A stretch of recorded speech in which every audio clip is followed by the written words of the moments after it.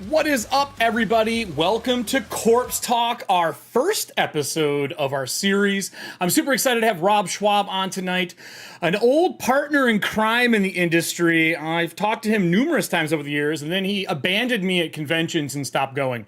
So here we are tonight to talk about all things Rob Schwalb, his latest Kickstarter, along with a bunch of questions in a fashion that I feel is only suited to Corpse Talk. So the goal for the show here is very simple, everybody. Last Friday, we built a bunch of monsters, and those monsters are made to murder Rob's character, the Headless Knight. And if we can make that happen, anyone who made that creature from Streamloot cards will get an entry into the drawings at the end of the season. You get a pull from the treasury. Rob has brought 4 things to add to the treasury tonight, and each time he dies, one of those will get added. I gave him 4 items, one for each one of those, and I think this is going to get pretty wild. Rob has been in this industry for as long as I've had gray hair, if not longer. He's worked with everyone around. I would say he has whored himself out for quite some time in this industry. Rob, that's pretty fair to say, right? You've been doing this for a long time, buddy? 21 years. Long enough. That's a long time, actually. That's a long time. You have worked with a lot of the greatest. You have done a lot of things. And tonight we're going to get to finally play a game together, because I have found that all of the creators I know, we never play games together. It just isn't a thing. We all work full-time, sweat over Kickstarters, and do all the horrible things that, is involved when you are selling your soul to zeros and ones in the alphabet to make money. So today, we're going to play a little bit of Mork Borg using Corpse Talk rules. I've given you the rundown for it. It's very simple. It's not hard. Mork Borg as a whole is simple. So before we start the game, we're going to start with a question, because I feel if we're going to interview and do a talk show and start, going through all this, we should start with one of those. And I think this is going to be a pretty simple one to get you rolling. When you're doing a Kickstarter, this is, as you said before, your 4th one that you're running into. How do you unwind and keep yourself from going absolutely insane during the 30-day Kickstarter? Because they are one of the most stressful things outside of, ex-wives. Right. So it's a combination of 2 things. On nights that I am imbibing alcohol, it's copious amounts of a Dutch light beer, and combined with shots of Malort.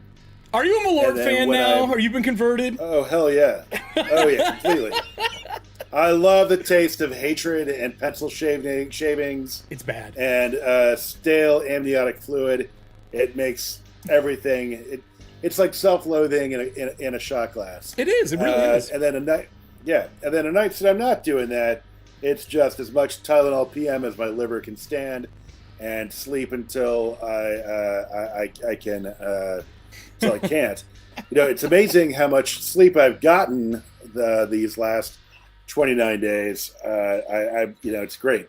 Is it because you've been exhausted? Yeah. Is that why you've been going to bed and actually getting some Z's? It's probably because I'm loaded up on Tylenol PM and Malort. But yeah. Yeah, that's a hatred cocktail if I have ever had one before. So I'm going to take us over the board for your first action and move. This is a pretty simple concept. This isn't hard. If you have played any games before, you've heard about zone movement. We are doing zone movement for this. Oh, Rob's not on screen. Oh, Mr. Rob. Hold on here. Let me fix you. I'm here. No, you're here. We can see you, but you're not on that screen.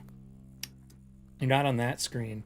Let me take us to the other cam. You, for some reason, are not in the one we need, but it's all right. We can do it live. I have solved most of these things live. So you're going to be able to make a move on this map. I will tell you that you are currently waking up inside of a stone. Think of it like an old knight's coffin or a crypt. There's a hole in it. There's something shuffling around in the dark. And the last thing you remember is when you had the head in the voice of creation, you made your own tomb before you laid to rest.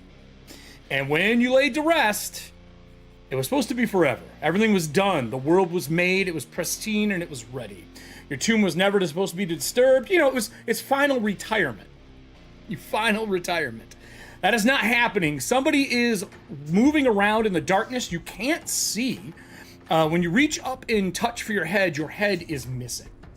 There is something else moving about that you can touch. You have an action or a move, or both, if you want to try to move out of this room. Everything is at a DR 1 higher right now because you can't see.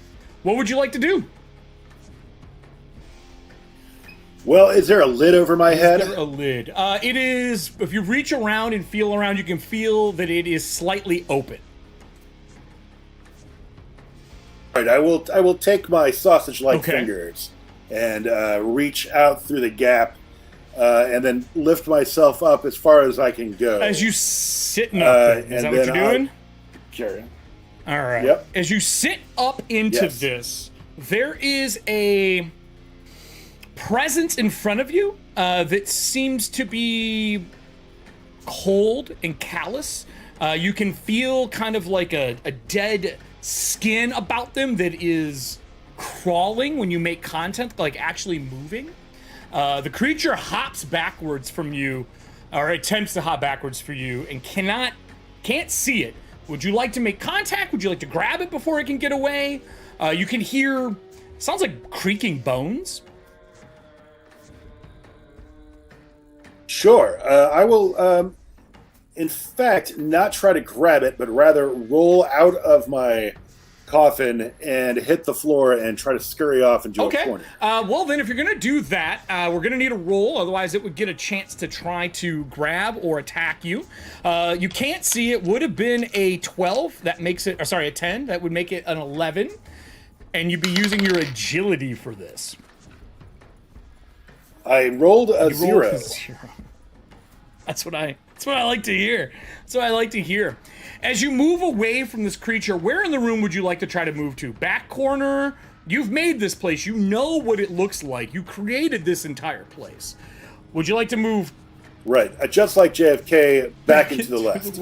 All right, back into the left it is. They do try to grab at you. That 0 is horrible. They get their hands on you. The creature, I'm going to pull it up on screen so everybody can see this thing. It is a nasty looking, what we know is a spinal thief for the group that was involved in making these. This tiny, like 3-foot tall creature of teeth, sinew, and bone. When you move away, you feel a tug as it starts pulling your spinal column from your body out of the armor. Damage was pre-rolled for this one. You take 3 points. You do get to make your armor roll to try to soak that up. The armor on your undead knight or your headless knight, I believe, is a D6. You have pretty good armor on him. I rolled a 6. You take no damage as you pull away from this thing into the other side of the room. You do not have any of your gear on you. You've left it in the coffin because you didn't reach around and feel around for your stuff. Remembering that your gear is in the coffin, right. We will go to our next question. So, I didn't get to do damage to you. I tried. And there was nothing more damaging in my life than working at Sears. I'm pretty sure, didn't you used to work at Sears at one point in time? I did. It was a nightmare.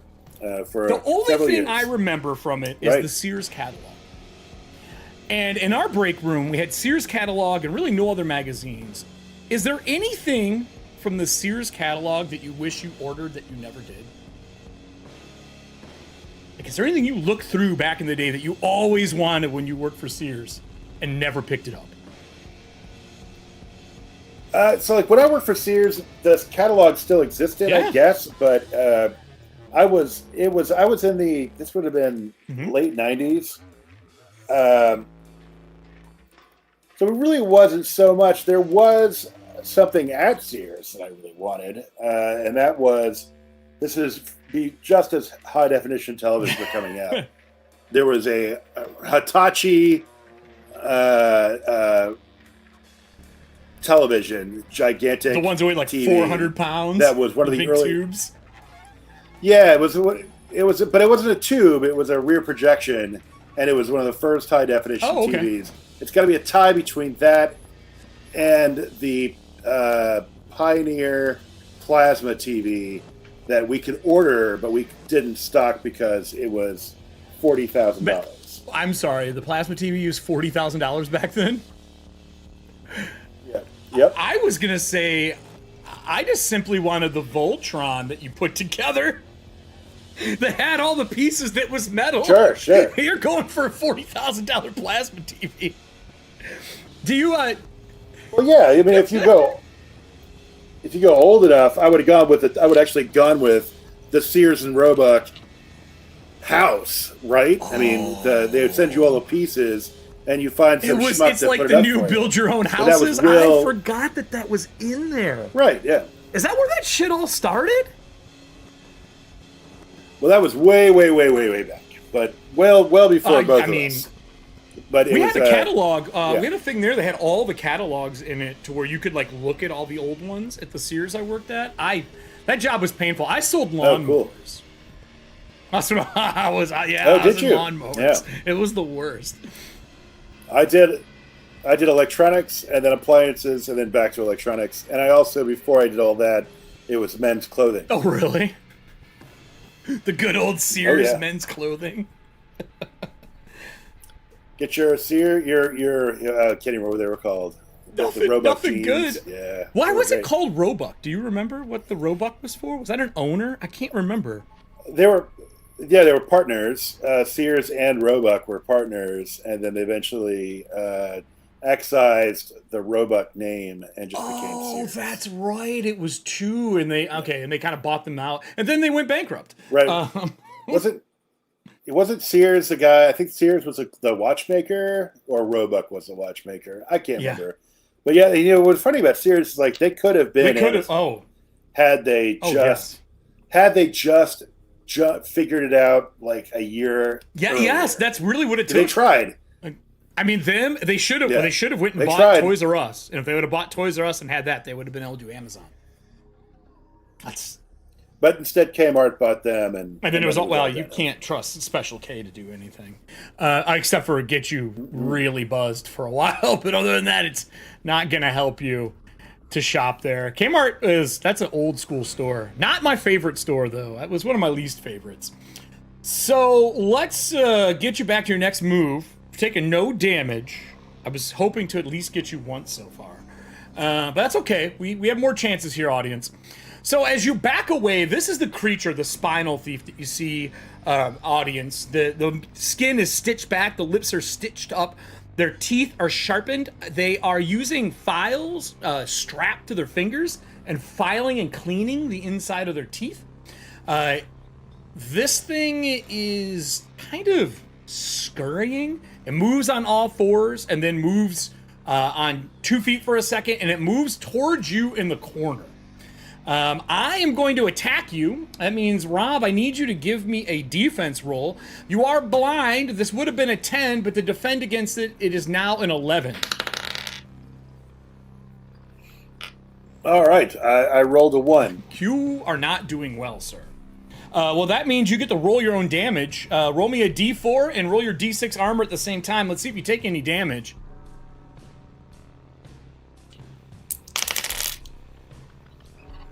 I take 1 for the damage, 3 So for you the take armor. nothing. Suck Nothing. As it's scratching against your armor, it shrieks loud. And you hear a door unlock in the room from the southwest corner and shut.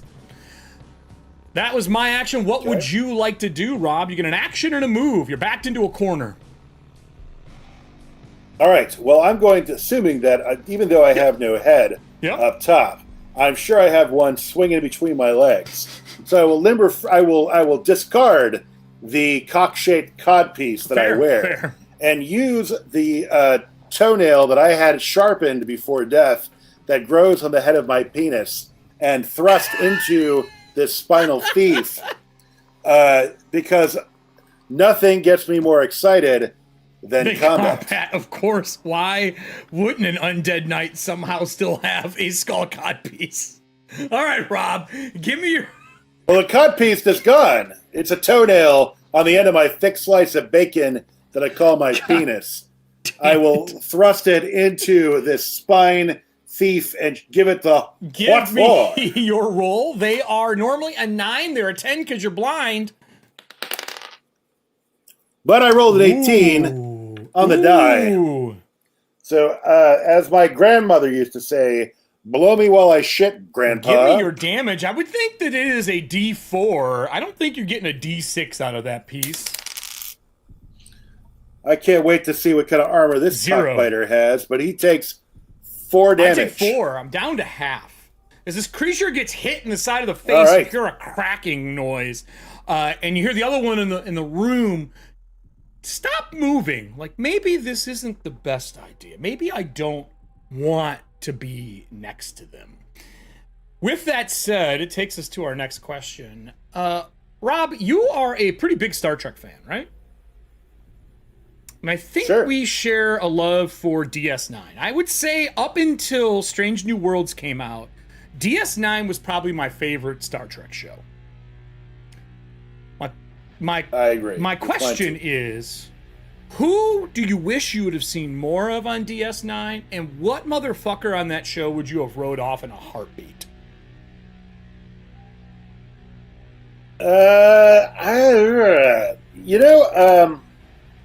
One thing about DS9 is that, and a lot of the next gen DS9 and Voyager to some extent, I think those shows did a really good job giving story time to the whole cast.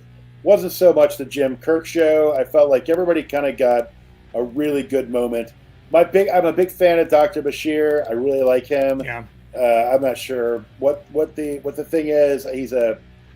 He's just a failed Don Juan, and I find that charming. The character I could have seen less of was Jake's Ferengi childhood friend. God. Nog, that guy was the worst. Just a little too much. The worst. But he's dead, so I feel like an asshole for saying that. But he was fine. But I just I'm just not sure what we're getting with this particular character, because Jake's he was a wholesome kid, and he didn't actually get in on the shenanigans that Nog was all about. But I guess the long story is that Nog eventually became a Starfleet officer thanks to Jake's influence. Everybody has a circle jerk. Somebody has to eat the West Toast, and it was all done. I hated Odo the most. I thought his character as a changeling was boring as shit until like the last 3 seasons. If I had to see him try to fill a bucket one more time, I was gonna lose my mind. It was so boring. But the character concept was great, and I loved the actor. I just couldn't take it. But I agree with you. Right. Bashir was my favorite, especially when we found out he was like a genetic superior to everybody else, and he just downplayed it the entire time. Spoiler, by the way, everybody. If you didn't watch it, he's a genetic freak. Like, for a 30-year-old show, or 25-year-old show. Get your shit together. You should have watched it already. You should have watched it already. Well, that leaves us to you, sir. It is your action. What would you like to do? I'm going to clutch this foreskin. Okay. My toenail-headed schlong. Oh my god. So I will strike it again with my loin whip. Your loin, is that what we're calling it now? It's the loin whip now? It's a loin whip. Not including my strength. I'm at a 15. That hits. Give me your damage. That cockbiter takes yet another 4. That is enough to put her down. As this one is murdered off, I'm going to reset her to the side, because if you die in this game, all monsters reset besides bosses and gods. Remember that if you die, these things come back. You hear another one in the room, but you don't see them around. They seem to be waiting somewhere in the room, maybe hiding even. You do have a move action left. Would you like to move anywhere? One zone. You can anywhere in the room. If you want to move and open a door, you can. You do know, again, the layout of this place inside and out. I think it would behoove me to get my non-loin whip and get my spectral spinal whip. So I will return to the coffin to root about blindly in the bowels. All right, as you go to grab the rest of your gear, reach inside, pull out everything. You can feel that not only your head is missing in this room, but there is a scorch mark and a cut, like a cut where your head should have been, as if someone has severed and taken it from your body. That it is rude. That takes us to question 3 here. So you made Shadow of the Demon Lord, and you made it out of obviously, I'm guessing, sweat equity and spite for other games that are out there, and you made what may have been one of the most ingenious versions of initiative I've seen in tabletop. You got rid of the having to track everything. You got rid of the bullshit of having to make rolls every time. And then you've leveled it up one more time with Weird Wizard. Why did you change it again? And how did the concept of making a streamlined initiative kind of come about for you? I remember when Song of Ice and Fire came out. I received a review on RPGNet, and someone gave it's a minor critique, but it was something that really stuck with me and stuck in my craw. So from there, it's been in my mind for a long time to try to come up with something that would fix it. In Demon Lord, we had back when we had polyhedrals. There was a time before I released that we were using the full suite, and your novice path would determine your initiative die and some other bullshit. And I finally realized that this is really what we want. Really, what has to happen here is that players need to go first because they want to, and then bad guys get to go. And how can I structure this? And so at one point we had 8 phases. I dropped it down to 4, I dropped it to 3, and then we had fast, slow, slow, and then the round. And that seemed to work pretty well. With Weird Wizard, I was responding to some empirical data that I had picked up from running Demon Lord a million times. And that was that typically what happened was that the secondary phase, slow turns, eventually fade out after the first round or 2 of combat, which was intentional. But I also felt that even though it was intentional for that to happen, that it really wasn't necessary in the first place. And so what I did with this game was that I said, you have sage monsters go first, your adversaries go, and then you get to go. But if you want to go ahead of the monsters, just burn your reaction to take the initiative, and you get to go first, so that depleting what you can do in your turn. So you can still move and attack and all the other stuff. And it seems like it works really, really well. It trims off some more fat and keeps the game running at the speed that I want it to be at. Was that a big problem for you when you were designing the original? Did you find that initiative was like the biggest kind of bottleneck in tabletop? Like, not just in your game when you were developing, but just in general. Like, for me, initiative is the thing that takes maybe the longest besides a player deciding what the fuck they want to do in 5th edition after 10th level. Like, right. Initiative for me always was a stumbling block because you've got a lot of role-playing games, especially fantasy combat style games, you have this switch from narrative mode to tactical mode, and I felt that the initiative procedure was way too intrusive as a transition piece to go from one to the other. 100%. I felt that if you want to have narrative move into tactical, it should just be smooth and painless, and that you don't miss a beat. You aren't pulled out of the scene by having to go through this clearly mechanical procedure that's boring and takes time. And so just rather than mess with that at all, you just go from story mode to fight mode, and then once you're done, and you're back to story mode. And it seems like it has worked really, really, really well for accomplishing that particular goal. I feel like when the first time I played with you at, I think it was GameHole, might have been Gary, you told us to raise our hands for what we wanted to go in initiative order. Didn't even explain initiative, just said, hold this up. I was like, oh, Oh, okay. And we did that, and since then, I think myself, Brian Burke from TPK Games, we were just like, fuck it, we're just using this initiative for as many games as we can feasibly do it for. It just works so well, and it's such a clean concept versus, all right, roll, who's above a 12, who's below a 12, who's a 10, and that shit just slows down the fun, which is not what I was ever looking for, and that was something awesome to see happen in a game. I hadn't seen it before, unless short of like, tiddlywinks and marbles, you go, I go. So with that said, it is your go. You killed one of the creatures. I wasn't expecting that. I'm gonna zoom the map out a little bit for the audience here. Rob, the room is dark. You can't see anything, but there is a head on the ground. And you do know that if you were to grab the head and use it, it would at least give you vision, unless those monsters have special powers. This is something that the Headless Knight can just do. So my question for you is, are you going to keep going blind, or are you going to take the head from this tiny spinal thief and use it for yourself? My loin whip to pluck it off the ground and flip it into the air and catch it. Of course, on my because now it's an appendage. Bone. Now it's literally a monkey tail. Of course it is. It's a prehensile. It's a prehensile appendage. It's got a toenail, so it's protected, so it's fine. Right? Yeah, totally safe. So I will.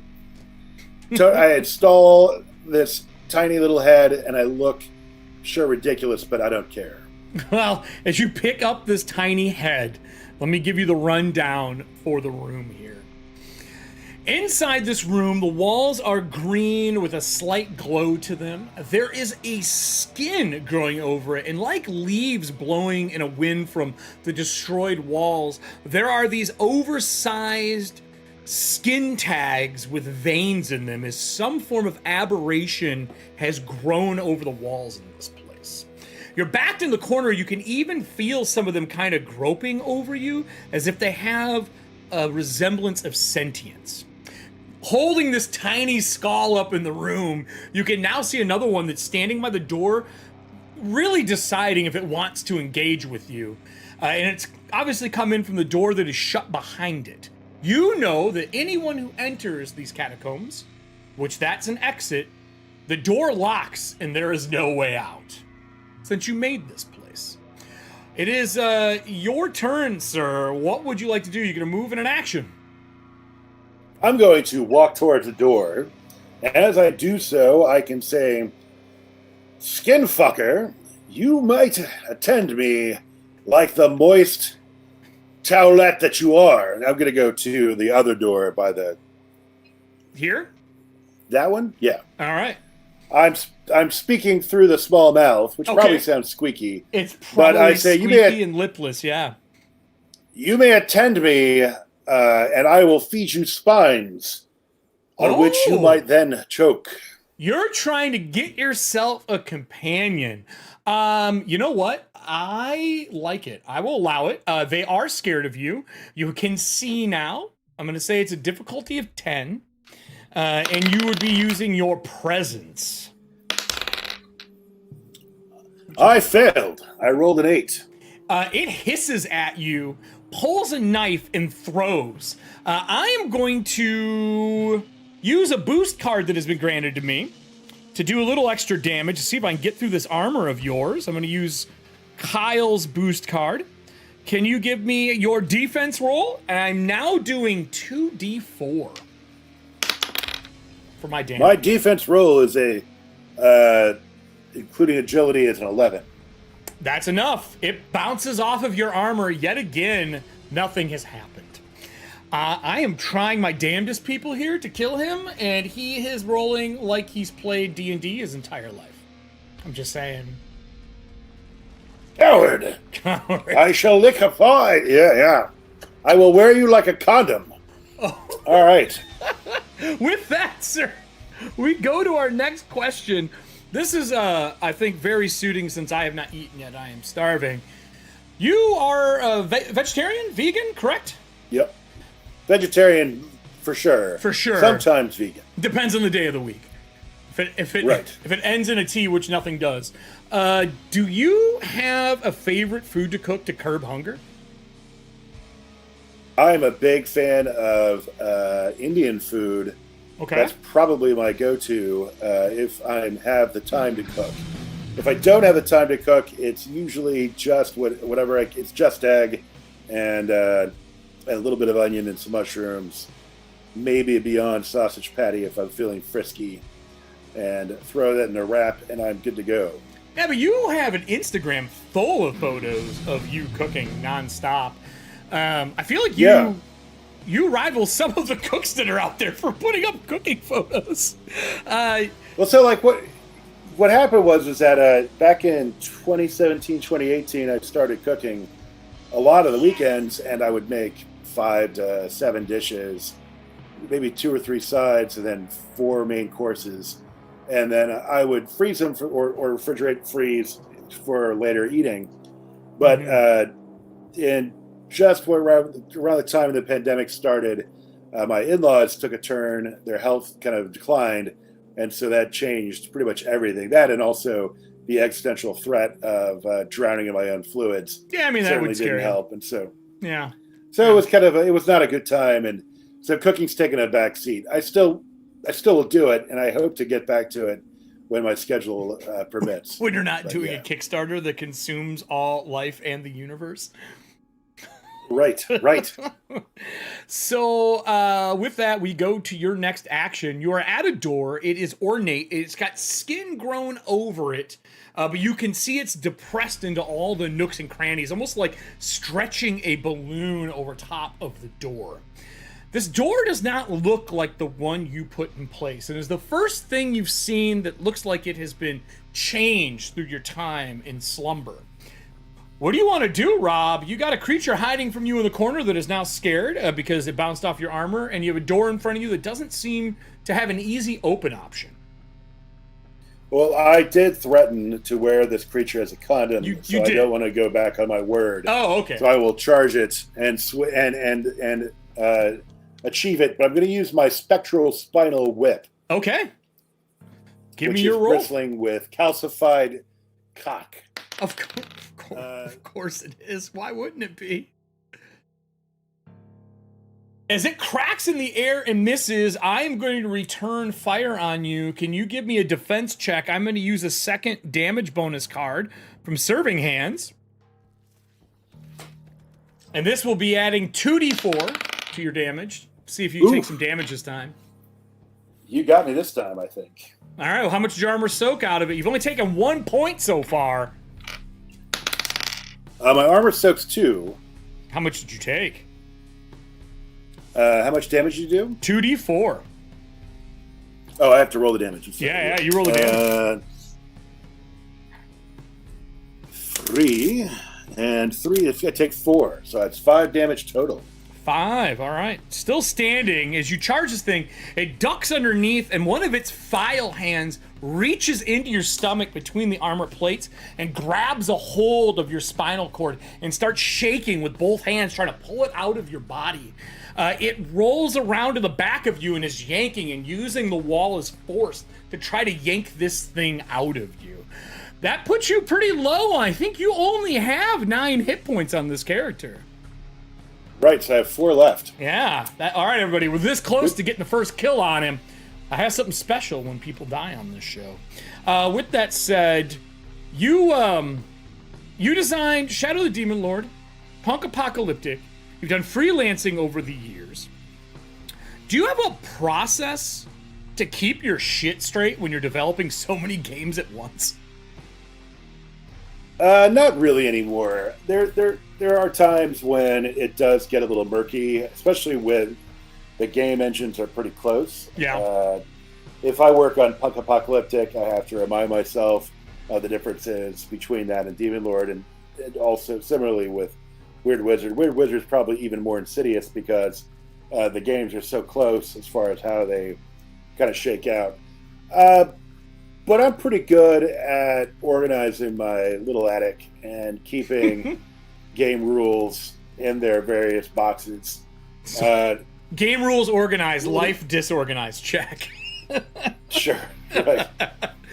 Did you, when you were doing these, like Punk Apocalyptic and Shadow of the Demon Lord are obviously very similar engines, but you started doing the Weird Wizard part of it.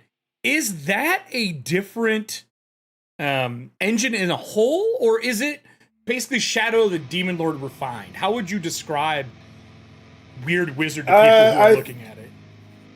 Right. The two games share the same DNA, clearly. I mean, same attributes, same essentials and combat. Really, the biggest difference is mostly in tone and math. Okay. On the math side, Demon Lord is a horror fantasy game, so characters, they progress and they get more powerful, but they still occupy the same kind of bandwidth, regardless of where they are in gameplay. Sure. So even if your most powerful tier, you're not like a god running around.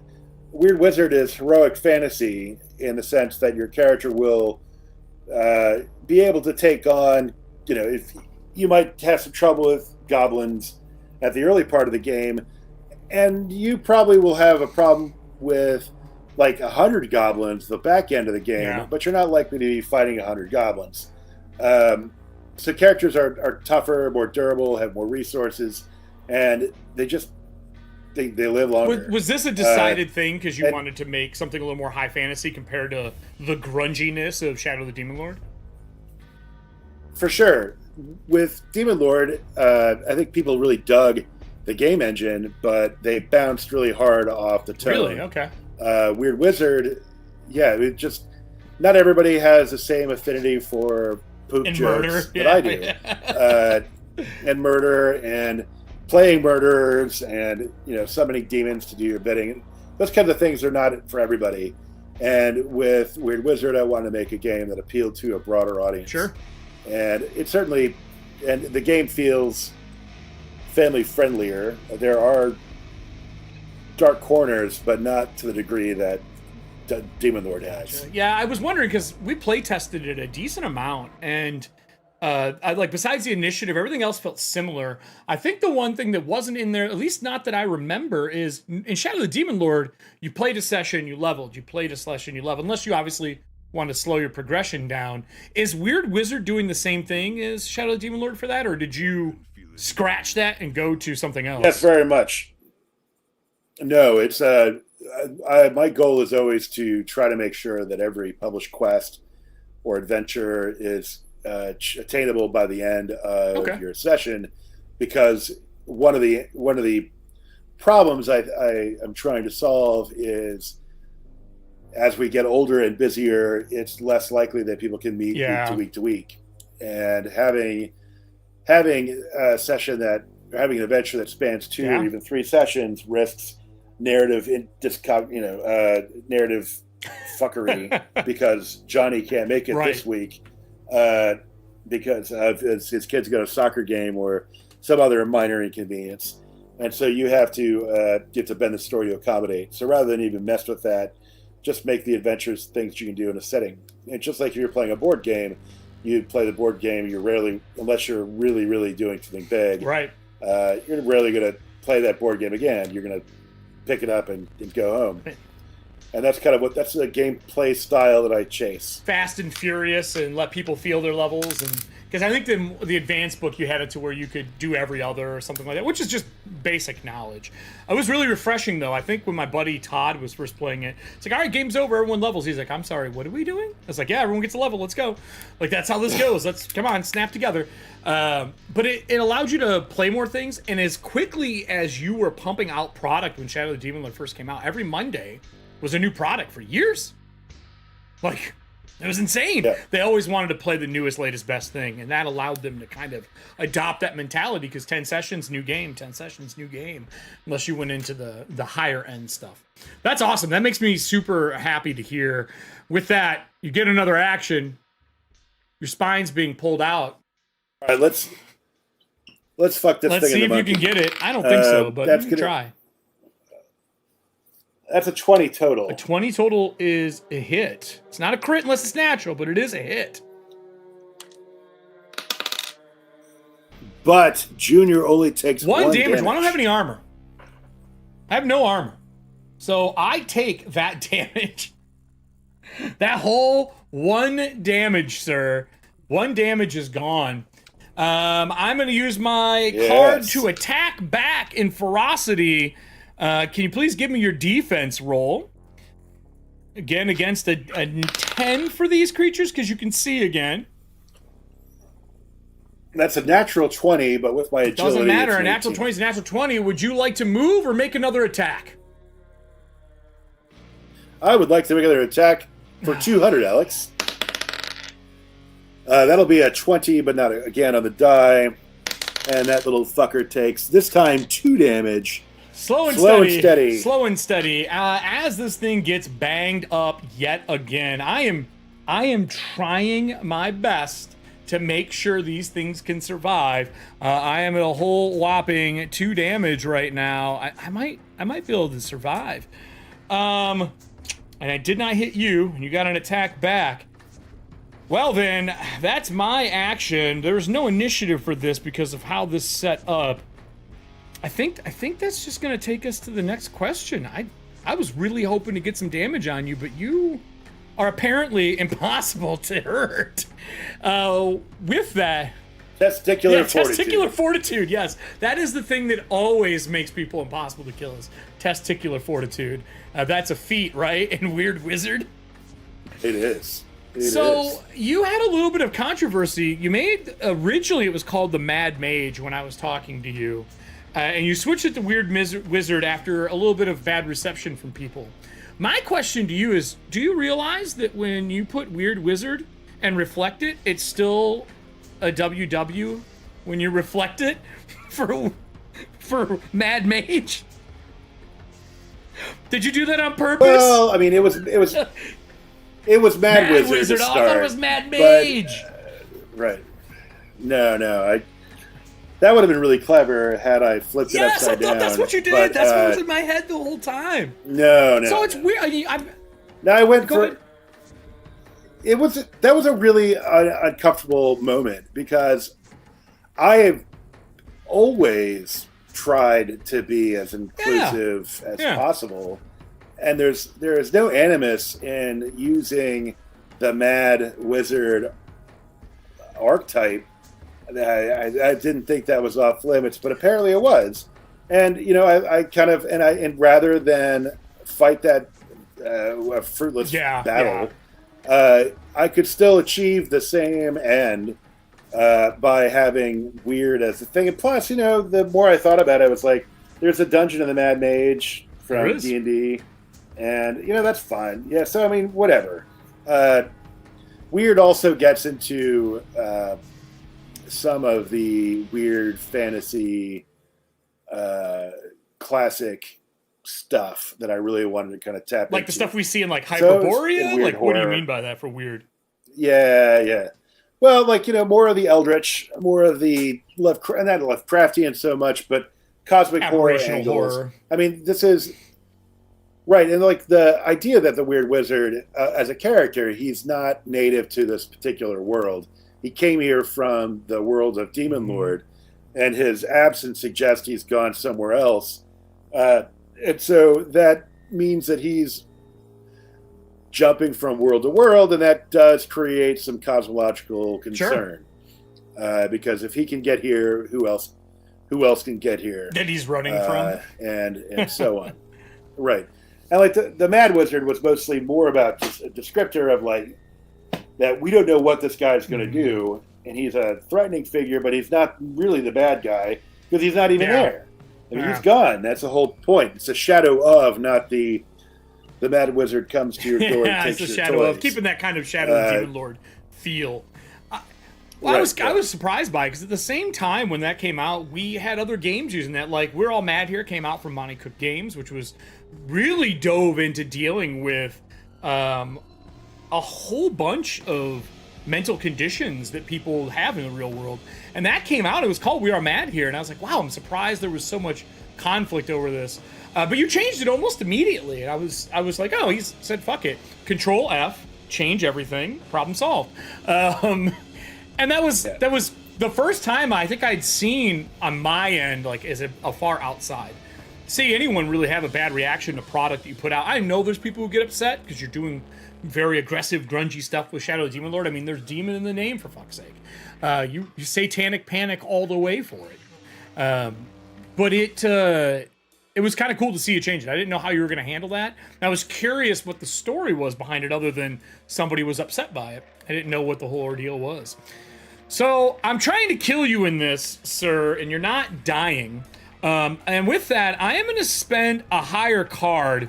I am going to add a D6 to my D4 for my next attack. But you get to go first. Maybe you'll kill me. We'll see. I've only taken 2 points of damage. That'll be 18 for my roll, and then my damage is going to be another 2. It should bring a total of 2 of 5. I'm still up, good sir. I'm going to attack you back. Yes, you are. Please give me your defense roll. That'll be a 12. That is more than enough. It's pulling and pulling, but your spinal column is apparently made of titanium because this creature cannot get this thing out. And you can feel the files reverberating through your body. When this happens, someone has played an environmental card for this. Can the audience please roll me exclamation point D66? There's a random occurrence that happens in this room during all this combat in the area that hasn't seen movement in, what, maybe hundreds of years. With our combat round done, that takes us to the next question, Rob. This is a pretty good one. I'm curious about this, and this is just from researching before the show. A few years ago, you put a picture up on Instagram with some red wine on it. And it had Snoop Dogg on it. I think it was called like 19 Crimes, I believe is what it was called. Was that wine purchased for you, or did you pick it up because Snoop Dogg was on it as somebody who is just a metalhead as far as I know? How did you come across this wine? I think it's called 99 Crimes. It's an Australian vineyard. And I really like, and all of their bottles have, with the exception of Snoop Dogg, they have various criminals who have been incarcerated for crimes. You can use your phone and their app to learn more about the criminal. Are you serious? So when that's a genius design, and it's a pretty good bottle. All their stuff is basically table reds, and they're fine. But I think the Snoop Dogg, I think I just was like, let's give this a shot. Why the hell not? And sure enough, it was tasty, like all alcoholic beverages are. Push comes to shove, you could have just cooked with it, right? I mean, that's the best thing about red wine. Swap it out and cook with it. Yeah, but sure. I mean, I'm pretty happy drinking it. I was curious what it was because I'd never seen that before. And the lady is a wine connoisseur, and we've always got something new. And I've seen some crazy stuff pass our counter, but I've never seen Snoop Dogg on a wine label before. Was there any other cool criminals that were on those that you remember? Oh, I not off the top of my head, but no serial killers. No serial killers? Okay, no Dahmer from the Wisconsin area? Yeah. That's a smart marketing plan. I'd imagine that probably tastes like spleen. Well, spleen or brain, right? Yeah? I think it was brains mostly. I should know. I live in Wisconsin. I should know. It was brains. Brains is pretty much what it was. Well, it takes us back to combat, sir. Let's see if you can finish this thing off and get to the next room. Give me your roll. She is wounded. She only has a few hit points left. We got a 19 on this one, Alex. Hits me again. And that's going to be for 4 That is damage. enough to put it down. As you pull her off of you, how do you finish off this lovely spinal thief that it's doing its damnedest to take what is yours? I will leave the hand wrapped around my spinal column. However, I will then take the tarp-like body and stretch it over my toenail-equipped cock, and then about face Just and walk towards the flesh door. As you pull it apart and make your way back towards the flesh door. Oh, that is not how I expected a death to happen on the show. I'm clipping that. Have fun using that later in your life. So, with that, this door is large. There's skin stretched over it. It is sealed shut. What would you like to do? I'm going to use the borrowed tongue in my wee head to lick the skin of the door. It tastes like rot and putrescence. It almost has a divinity to it, though. There's this like slight tone of sweetness to it. Unfortunately, you did just lick a trap door. So yes. I don't think that's how anyone expected this to go off. Would you like to tough it out for this trap, or would you like to dodge this trap? No. All right, give me your toughness roll. Your DR on this one is a 13. That's a 14. That's 16. As the skin opens up, all the skin tags shoot out to grab a hold of you.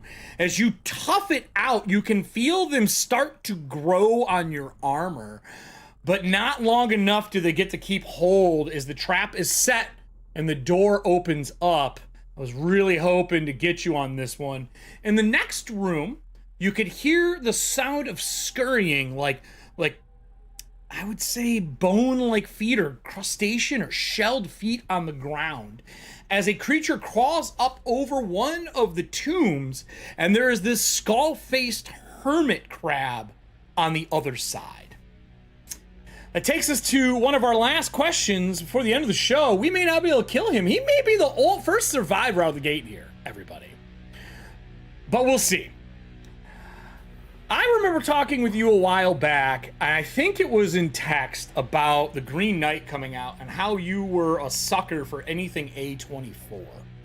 Do you have a favorite piece from A24, and why do you love them so much?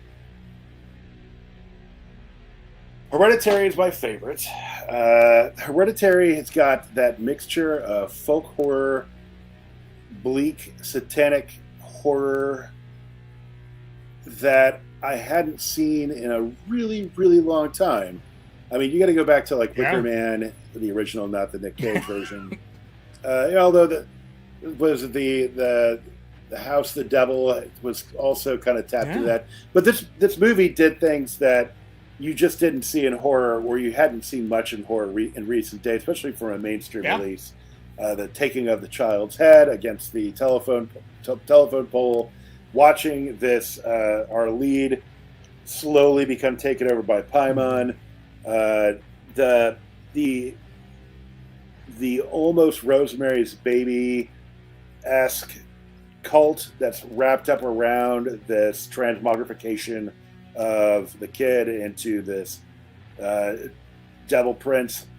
Yeah, it did a lot of things right. And I think, I don't think that I haven't watched everything that A24 has done. I liked Midsummer quite a bit. Green Knight did not grab me in the way that I had hoped. I thought it was visually beautiful, but that was about it. It was, but The Northman was an A24 Which film, one? right? I believe so. Yeah, I haven't seen that yet, though. Yeah, that movie that was what I was hoping for. That is a glorious film. You read a lot of books and watch a lot of films and TV series and whatnot. Are they inspiration from you when you're doing all this development for new games, and do they just get packed away? Because I know myself, I try to consume, and then when I go into design mode, I stop consuming because I don't want to be too parallel. Is there a process that you use while you're consuming media and in designing your games and adventures? Sure. I don't consume TV shows and films and books in the way that most people do. I usually read between 15 and 20 books at a time. At the same time, I've gotten as far as 60 books at the same time, but then it wasn't from confusion that forced me to stop. It was irritation that I wasn't able to finish anything because I have too many things going. And usually when I watch television shows, it's going to be one episode and then I cycle on to another show. And so what I get is that rather than have a continuous stream of narrative, even though I'm able to follow that continuous stream of narrative, I don't feel like my mind is being taken over by an authorial voice, because there are so many voices that are attacking me at once. I remember when I was working on Demon Lord, I was reading a lot of Pratchett, and I could tell that there are certain Pratchettisms that would infect my voice, and it was fine. Like, I don't have no regrets, because I think, if I could honor anybody that was ever written fantasy, It's that man. of any kind, Pratchett. Yeah, for sure. Yeah. But it's important to me to be able to look at a variety of genres and a variety of authors and from different types of media, because I think that all those things can fire your imagination in different ways. Did something in that time frame help define your voice as a writer? Like, of all the books you're reading and the TV, is there something that was like a definitive, this is kind of where a jumping off of my voice will be? Not really. I think there are turns of phrases that I will pick up that just land the right way. There's a word like freighted. Freighted just seems to stick with me for some reason. But mostly it's there are certain types of like in Demon Lord, I was reading Gene Wolfe's Shadow the Executioner. I think that's the name of the title of the first book. And the mood of that book grabbed me in a way that very little had before. Joe Abercrombie, similar, inverting fantasy and having the Gandalf figure be a politicking, nightmarish, and Logan Nine Fingers, instead of having Aragorn, who is reason and discipline, you have someone who is broken and given to fits of rage. So there are a lot of, and looking at just structure and world building and those elements serve to inspire and encourage me to look at things in a way that's a bit different from how I think traditionally we would look at things. Yeah, I find that when I was finding my voice, it was from obviously reading other authors, but I think turn of phrase is actually probably what I picked up more than anything else. Like, I've used tenfold ever since I read a novel that it was in. I think it was Crichton. There's something about that verbiage that I enjoy, and I think that's very true. I think writers and designers don't mimic as much as they find a piece of something that somebody did and kind of make it their own, which is awesome. Paying homage to other people is part of the reason we do all the design stuff that we do. With that, through this door into the next room, there are these two skull-headed, they're like wearing the skulls as hermit crabs with these metal blade-like crab claws on them.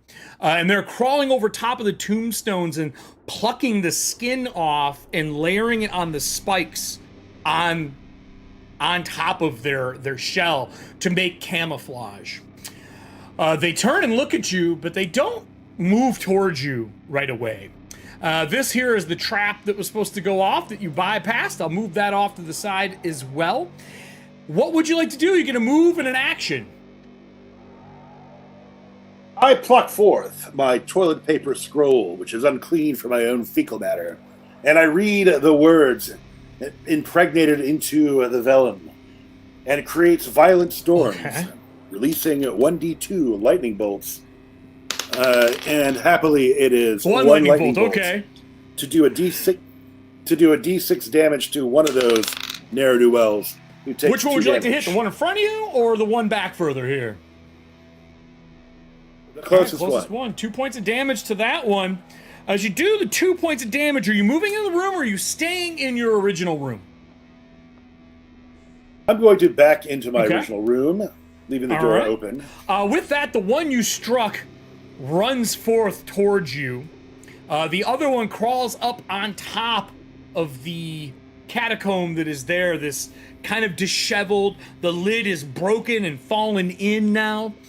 As it runs towards you, one huge claw comes out at you, and as it snaps it together, all of the skin on it opens up as acid sprays out from the shell. Can I please get a roll from you to defend? You're looking for a 13. I failed. All right, audience, I need you to give me a D8 for damage for him. Someone played a card where they get to roll damage, the audience gets to roll. While they're rolling D8, if you'd like to roll your armor for me to see how much of this you're going to soak, and while they're getting the damage together. Oh, Uh-oh, not good. I think you've got me. As they are getting the damage together, we will move into the next question. And this is something that I've kind of wanted to know for a long time. You have designed some of the biggest games throughout history, from working in, 3.0 era on up.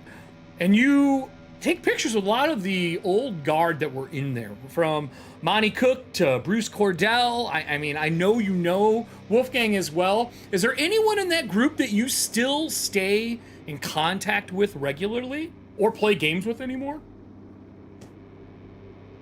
I remain very friendly with Monty and Bruce, Chris Pranis, Zeb Cook, Skip Williams. I don't, my convention appearances took a nosedive like a lot of people did with the pandemic. And though I have turtled up quite a bit and kind of hunkered down, really the person I was closest to until his untimely passing was Kim Mohan. He and I were very close friends, and in fact, Weird Wizard was going to be the big project that we were going to do together. But he was, so he was unable to finish it. But a lot of this game owes itself to him. Live on in the writing. So he's. That's awesome. I was wondering if you still play, because I know for a long time you were playing games. I think it was like Schwalb's Basement or something. You were recording Shadow of the Demon Lord games for quite some time. Are you going to do that again with Weird Wizard here? I don't know. Reply Hayes, it's uncertain. Largely because as I get busier, the time I have for gaming seems to be shrinking. So if I can squeeze in a board game every other week, I feel pretty good. But I think role-playing is probably back in the menu, much like meat for the orcs, probably in the upcoming weeks. But whether or not it's going to be Weird Wizard, it's an open question. It's like there's a thing about doing this, is that there's so much of what I do for gaming is playtesting. And playtesting is not the same thing as playing for fun. Because and really, when I'm playing role-playing games these days, or really any kind of game, there's always part of my head that's working on, why does this game work the way it does? What rules here do I find interesting? What can I borrow? What can I steal? What do I hate? And then there's also all the stuff that goes into, like, do I really want to spend 8 hours unpaid prepping a game this week? Or do I want to put those 8 hours to something that I can publish? And then finally, there's the question of, like, I'm a terrible player because I've seen how the sausage is made, and I am very cynical and grumpy about most gaming experiences. Right. So, so I'm not. I would say that 20 years of working in the industry has done me no favors on the fun side. Have you found that playing your own game is difficult because you're working on it? Would you rather just play something else, assimilate something from that and then go back to playing and designing for your game? And if not, do you usually have people run your game for you so you're not GMing? So you can learn it? Because I find for myself, if I'm not running it, it's one of the most painful but best ways for me to learn if my setting or rules are working properly. Right.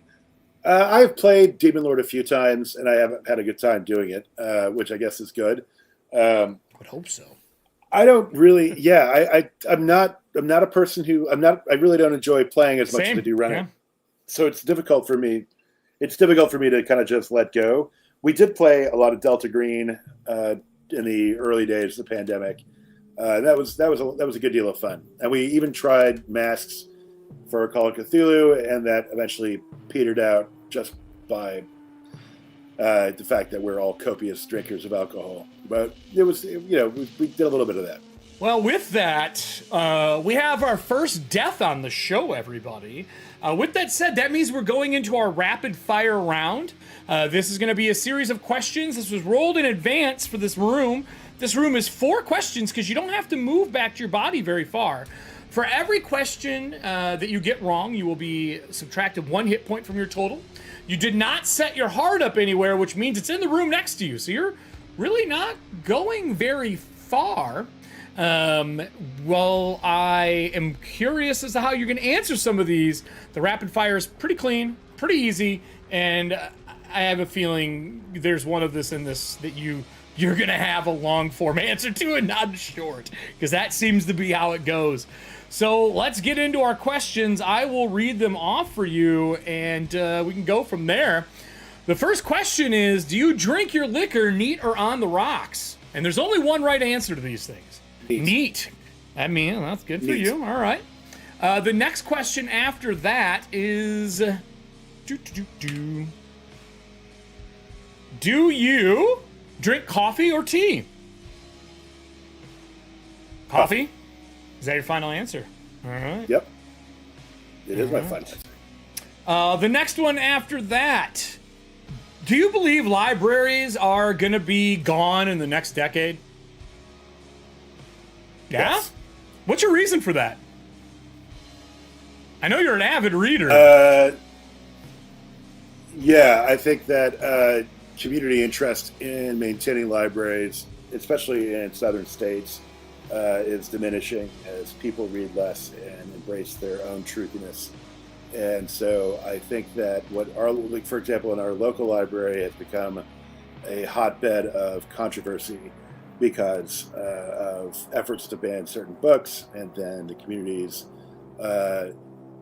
frustration over the fact that libraries tend to become havens for the local homeless population. I just think that what good that libraries can do are probably now, like the traditional, you check out a book library, I think will probably be gone in a decade, but I think there may be some sort of public outreach where you can check out books, electronic books. Sure. However, I also think that method will probably also be limits access to the people who most need access to the libraries. I don't think it's a good thing that libraries should go away, certainly. Yeah. But I think with a John Desai, I can't see that we're going in the right direction. Do you still check books out? Educating our population. Are you still involved in your library? No, I buy everything. I did a few years ago. I did talk and ran some games. I don't so much. Again, it's another pandemic issue. Mostly, I will buy books because I'm trying to support the writers directly. Yeah, that makes sense. I know you're a half-price book haul person. I've seen you buy tons and tons of half-price book stuff. But not even like a half price, right? No, I usually will buy.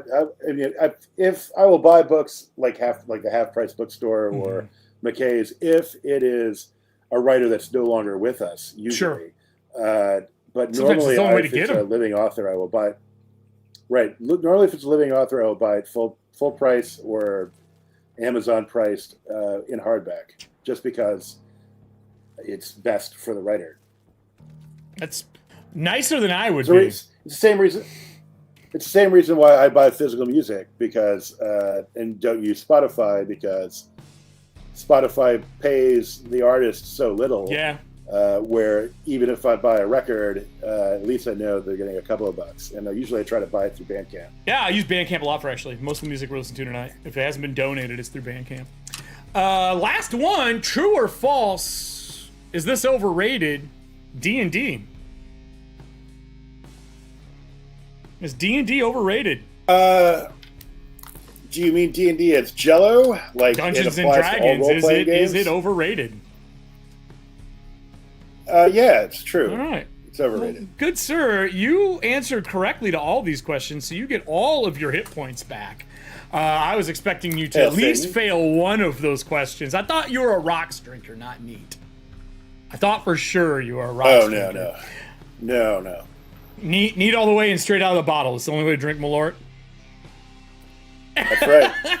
Why would you put Malort on ice? Hey man, people do some crazy stuff with Malort.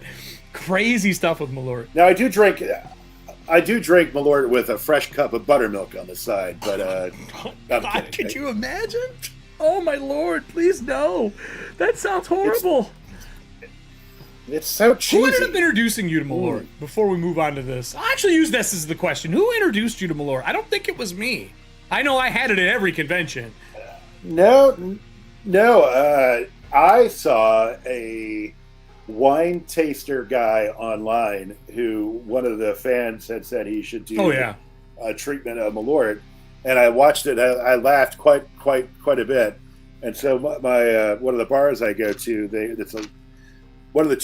one bar I go to is a beer only bar. The other bar I go to is a full bar, and my bartender friend, she heard me talking about Malort, and we talked about it, and so she was able to get it. And so I am one of the very rare few who will finish off my 6-pack of beer or more at the bar with a shot or two. Yeah.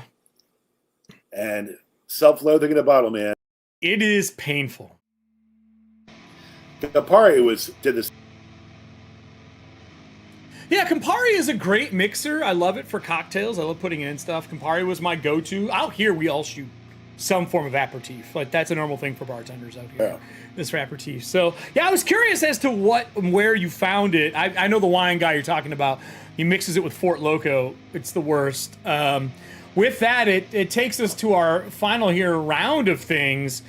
You have one of these hermit crab skull creatures on you that has sprayed you with acid, put you down. Your soul stone is next to you as it re-envelops into your body and brings it back to life. What would you like to do with your action and move? I'm going to speak some savage words. Oh, using another one of your powers. 6 damage. All right. That will be 8 damage. 8 damage. 8 damage. Well, I only soak up 2 of that. You put the first one down. They do not have a lot of points. That will kill this one off. The other one is still alive. Would you like to take a move, or are you staying where you are? I'm going to stay where I am, but I will flex my loin whip menacingly at the last one. All right. I will move this one off, move this one up. This one will charge you as well to come in and make its attack. Give me your defense roll. I'm going to spend 2 cards. One is from Viking Mermaid, and the other one is from Kyler. I'm going to up the difficulty to a 14. Well, I failed with a total of 3. Awesome. These things do amazing damage. I'm going to be using a crit on you, unless you would like to take a crit question. If you're willing to answer that correctly, I will not crit you for the show. I will take the crit question. All right, you did this to yourself. I will remind that to anyone who's on here. These questions don't have to be answered. These are questions that I ask. If they don't answer, it's no big deal. The crit goes through. If they do answer them, they get themselves an omen that can be used or transferred to the next guest on the show. Rob, the question is pretty simple. You've been in this industry for a really long time. Really long time. Is there one person that you absolutely will never work with again? One can feel it in ways. Oh, I can't do that. All right, sorry. I will instead take the crit. You're going to take the crit? Okay. That is audience. I need someone to give me a D6, and we will double the damage. While they are doing that, go ahead and roll your armor roll. We'll ask the last actual question for the show here. And this will be pretty easy for you, I think. I would assume. You are currently making Weird Wizard. Your Kickstarter is coming out. You've already passed your goal. You hit over the 300K mark. Is there a piece out of Weird Wizard in this Kickstarter that you are exceptionally proud of? Something that you cannot wait for people to get their hands on? A rule, a monster, an adventure? Is there anything like that? There's a really cool monster in the Secrets of the Weird Wizard book called the Collector. And he is this giant 4-legged thing that has all of these specimen sacks on his back. Okay. And then has a bevy of collection tools. And then all of my legendary monsters have access to Fury tokens. Oh. And they can spend Fury tokens to do different things out of a select menu. Ah. So that makes them tougher and cooler. A little a la carte feel for them. Yeah, so you can reach down and grab you, and then stuff you in a specimen sack where you then hang suspended in this jelly-like fluid until you're rescued, which is fun because these things were created by the Weird Wizard to learn more about the world. So that's a fun thing. I will give you a bonus answer to that one too, though. Okay. And that is the Pale Rider spell. The Pale Rider spell is part of the Eldritch tradition, and it summons a naked old man onto the back of the target who gums the back of your head and will cause you to become frightened. So you have not taken out some of the offensive stuff in this game. It's still here. It's just... He's not humping your back, which He's would just you be doing naked. in Demon Lord. He's just naked. He's just naked. He's just a naturist. That's all. He's just a naturist. Well, that's awesome. Yeah. I will include the collector into the show coming up as one of the monsters then, and we'll assign that to Rob Schwalb. Rob, can you give me a D20 roll for that creature? This is going to be the first roll out of the gate for that creature when it's on. 18. 18. That is brutal. And then, what type of damage do you think it would do on a damage die? D6, D8, D10? D8. D8. All right, give me a D8 roll. We'll add this into the collection. A mere 3. Oh, that is bad, sir. Glancing blow on the beginning of this. Well, we had one death tonight. You brought omens in, or you brought treasury items in to hand over. You have an option at the end of the show here to give things to the next person that's going to be on board. Out of the items that are here, you're automatically going to be able to give one. Would you like to sacrifice all the items you brought to the treasury to give up to 4 items to the next guest on the show? I'll sacrifice all 4. All right. Give him 4 items. What items would you like to give him out of your list that are left? And this includes the ones you start with. That I will give him the spectral spinal whip. The bag of bones. All right, bones. I've already used 2 of these. I guess the fire skin and the trap springer. All right, and the trap springer. All right. And then I will start with those. Obviously, the armor is you, so I can't really take that away unless I do something special. With that said, let's showcase what Rob brought here, and then I'll give him the floor to kind of talk about whatever it is he wants to talk about to close out the show with his stuff. Rob has not brought just one thing, but he's brought a series of stuff to really kind of get you into the game. Shadow Demon Lord is one of my favorite games. I was happy to have Rob on as someone who is not only a fan of his products, but just as a person. His game design is clean. It is super fun to play his games. And Shadow Demon Lord really isn't like much else. And you're going to find some spells right away that are brutal and everything. So the first thing that they are offering is you're going to get Shadow the Demon Lord. That is going to go into the treasury. This gives everybody a chance to roll to get a hold of this, and depending on how many things we get, this may be a package deal where all 4 are going to come together. After that, Rob's like, yeah, one thing isn't enough. Let's offer more. So the next one that we have on the list here, I believe, is Occult Philosophy, correct? That's the next one. What's in Occult Philosophy for people who don't know? 800 spells, almost 100 paths, new monsters. It's chock full of cool toys for your Shadow of the Demon Lord games. And then after that's Hunger in the Void. What do they get with Hunger in the Void? Hunger in the Void is one of my favorite books. It's full of demons and cults and what happens when the Demon Lord, his shadow, breaks through. So you get all sorts of rules for breaches, massive tables for making random demon types, plus some really fucked up cults that will make you feel really. There was one time I was working on something in that book that I was so offended by what I had written, I had to leave and drink it off. That's a good one. I mean, yeah, it was bad. And then, yeah. And the next one's Exquisite Agony. What do you get with this? That is our book on hell. That gives you the dark truth about the new god. Okay. Also, it tells you about the devil and various devils that live in this setting's hell. There's some pretty interesting monsters in there and some cool lore. So it's a solid book. Well, with that, Rob, thank you for joining us. Why don't you give us a shout out for the Kickstarter? I'll drop things in chat. What is your Kickstarter about right now? What do they get what they back? And why should they put their money towards a new product from you? Shadow the Weird Wizard gives you a different take on fantasy.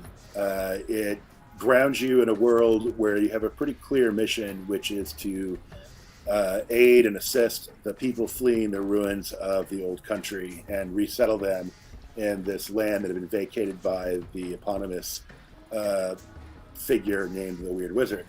In this world, you have an opportunity to work with the various peoples that live here, interact with some of the civilizations that have cropped up.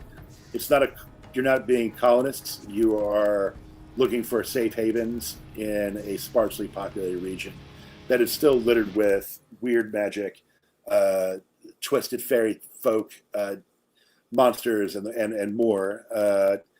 And it still gives you a robust, detailed, robust and deep character customization that you probably don't have in other mainstream fantasy games, which the game does allow you to kind of build and play whatever you can imagine.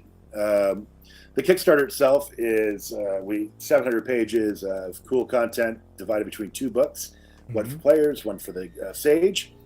We also include a free adventure to go with that, but because we've hit so many of the stretch goals, you're getting over 1,200 pages additional content just by backing at the $99 pledge level, which that's a lot of content for almost nothing when you look at it. And the other thing, too, is that because a lot of the stuff is, even though the stuff is written for Weird Wizard, you should be able to use this in almost any kind of fantasy game, whether you're playing D&D, Pathfinder, Demon Lord, or whatever.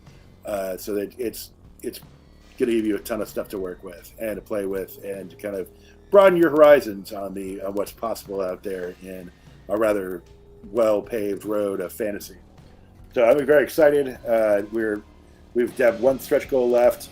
As of right now, and I think we might make it. You never know. I'm pretty sure you're going to hit it. With that, I put it up on the screen, scrolled through what you have here. Everyone check out the Kickstarter. Rob, I got to say, I'm excited for this. I've been playtesting it since you've put out the playtest. And for those who don't know, they had an entire Discord where you could download everything. You could playtest the game as it went through. And honestly, you even got the playtest stuff that sounds like it's going to go into later books. It's not even in like the core piece. It was the whole kit and caboodle in that playtest. And we had a blast playing it. I made a crazy set piece for it where you puncture through papers and different layers. It was just off the wall insanity. And the system ran super smooth and it's super clean. I'm super happy that you decided to go in and take Shadow the Demon Lord and make it, accessible for everybody. It's kind of the game plan behind this. Do you feel that this is something people are going to see in the next 12 to 14 months? What's the rough delivery on this? Right. Printed versions of this book will be available at the latest of August 2024. Okay.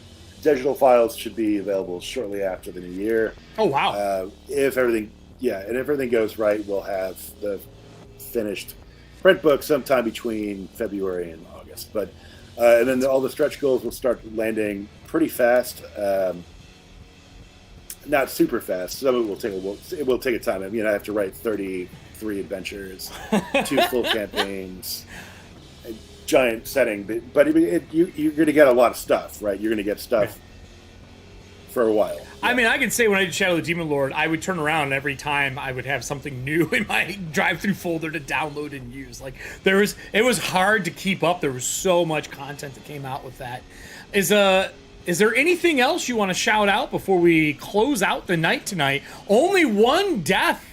I really expected more, but you were on a roll tonight. Apparently swinging your codpiece around and hitting people kills everybody. I was doing better before I picked up the spectral spinal whip. Yeah. So I think I've learned my lesson. Yeah. So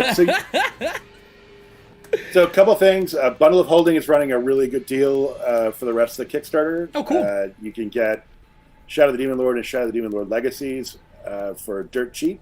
All right. We also recently released When the Wolf Comes, which is our Space Viking game using the Demon Lord rule set. That's available now. Yep, that's available now on drive-thru. And what is that called? Print probably the next When the Wolf Comes. When the Wolf Comes, okay. Ian Stewart Sharp was their principal writer. He ran a Kickstarter for it a year or so ago, and we finally got the book out, and there's a full campaign that's coming out as well. The first 4 or 5 adventures are already out now, and I think we have another one coming out next Monday. And finally, we just released the new Victims, the Demon Lord, which is called Scions of the Woods? Science of Nature. Yeah. Science of Nature, which covers the Hamadryad ancestry, gives you a bunch of tables to roll on, and cool background details. So we still have tons of stuff to do for Demon Lord. That's one thing I also want to say is that just because Weird Wizard's coming out doesn't mean Demon Lord's going away. We'll continue to support Demon Lord for as long as it makes sense financially. I mean, all your guttural, crazy, horrible for people ideas have got to go somewhere, right? Right, exactly. That's what that's for. Well, Rob, thanks for being on. Stay in the wings. We'll do a little thing afterwards to set up the next guest. And for everybody else, I'm going to jump over and give a closing here. Rob, thank you so much for being on. This is the first Corpse Talk, everybody. I had a blast running this. Rob, of course, apparently, as an old school gamer, knows how to play old school games. And even when he gets to roll all of his own damage and hits, he doesn't die. Thank you so much for joining us. We will be back here in a few weeks. We're going to have another build show before then to go through the rest of the cards we have. If you are watching this live later on, over on this side here, there's going to be a video for you to watch. This is going to be our build show. So you know how shit works, how we create creatures and what you get out of it. And then on this side over here is going to be the bell to click. Down below, all the things that Rob talked about will be in the description by tomorrow. And thank you so much for joining us on Corpse Talk. I will see you next time. And until then, go play some fucking games. Night, everybody.